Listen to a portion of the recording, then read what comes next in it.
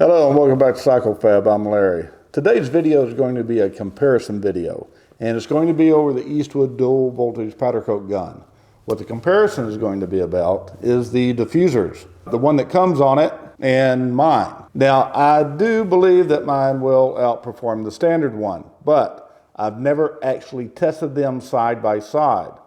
I have done enough powder coating with both to know that mine works better, but I've actually never just put it to the test. So you're going to get to join me on this. Now, in its stock form, the Eastwood powder coat gun comes with a rather large diffuser on the end of it. Sometimes people just take this off to do their powder coating with, and it brings that big plume of powder down to where it's more manageable.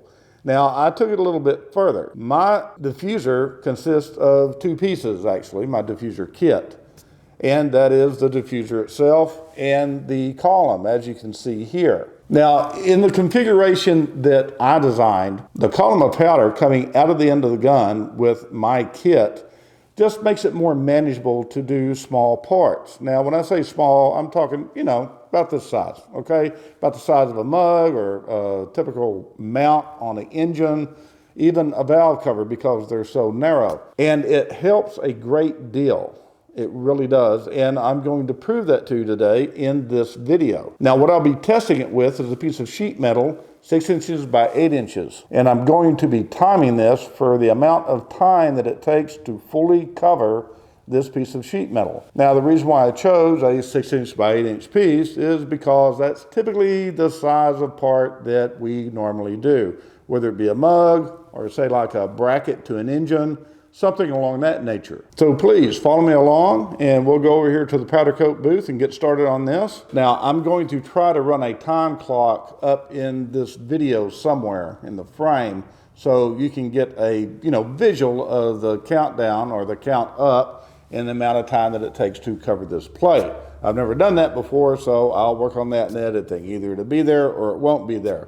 But I will be timing it on my phone. I will show you what it looks like. So let's get on with this. Come on. Hey, if you're liking this video, then go ahead and hit that like button and subscribe to my channel. And go ahead and hit that notification bell too, so you know when my next video is coming out. I'm going to do the first test with the Eastwood in the standard configuration as you buy it off the shelf.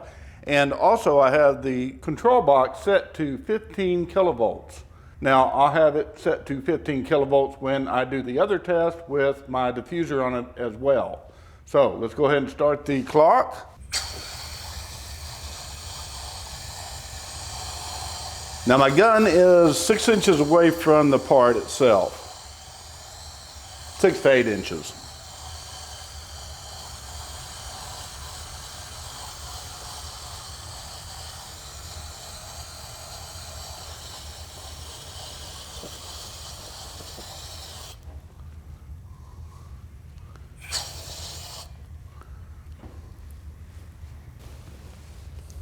Thirty-first second, 66. Go ahead and say 35 seconds. Now, the timer up in the top may read a little bit different, but anyway, it'll be close. So, all right, now let me go ahead and show you this. Now, this actually did pretty well. It did do what it's supposed to do as advertised. Now, I'm gonna put my diffuser on it and see if it does it just a little bit faster.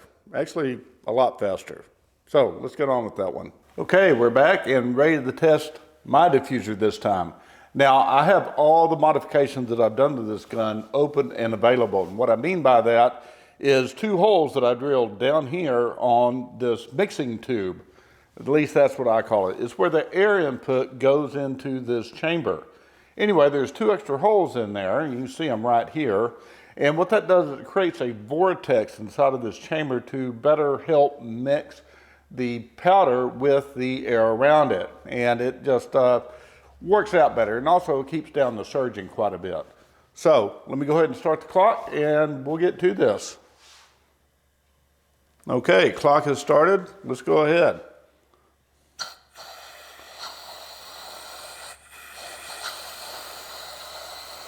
Yeah, it's covering definitely faster than. Okay, yeah, it's It's faster. You can see right here, 18 seconds. Now, it's faster than 18 seconds. I don't know if you noticed, I hesitated there before I could actually turn it off.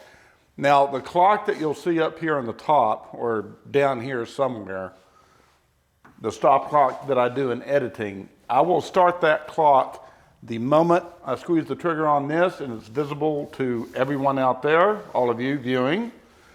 I'll do it on both diffusers, the stock one and also mine. So that's when I will start the edited clock, is when I actually start spraying the part. Anyway, let me give you a close-up look of this. Yeah, that's full coverage, and it took a lot less time. As a matter of fact, about half as much. Well, that was an interesting experiment, or test, I should say.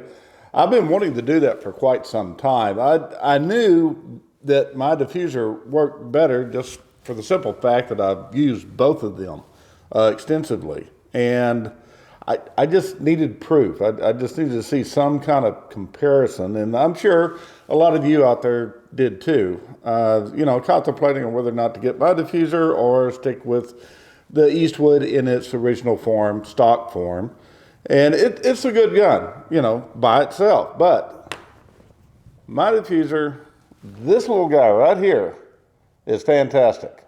What it does, well, first off, it's made out of aluminum. The original one is made out of plastic, okay? This does not conduct electricity. This does. This creates a better corona for the powder to work in to become more positively charged, or just better at it. I don't know the reason, or the right terminology, I should say, for the reason why it performs so much better, but it does, as you can see in the video. These two items together work great. Now, if you take the diffuser off completely, in other words, just have a bare electrode sticking out there without the factory diffuser or without my diffuser, it comes out at such a velocity that you have to back off like 15 inches in order to get the gun to work. And also, it shoots out in just a very narrow spray. And it doesn't work very effectively. I've seen videos where guys have done this. They use the Eastwood without a deflector, none whatsoever on there, and they're, you know, like that far away from the part. I've tried that, and it doesn't, I don't like doing it. It doesn't seem to work very well. You can do it, but it doesn't work as well as my diffuser, by no means. If you're interested in these diffusers, there's a link down below in the description. And go on down there, hit it, and you can pick these little guys up at a very reasonable price. So, thanks for watching the video. I appreciate all you guys out there who keep coming back time and time again. So I hope everybody out there got something out of this video, and I will see you Wednesday. Y'all take care now. Bye.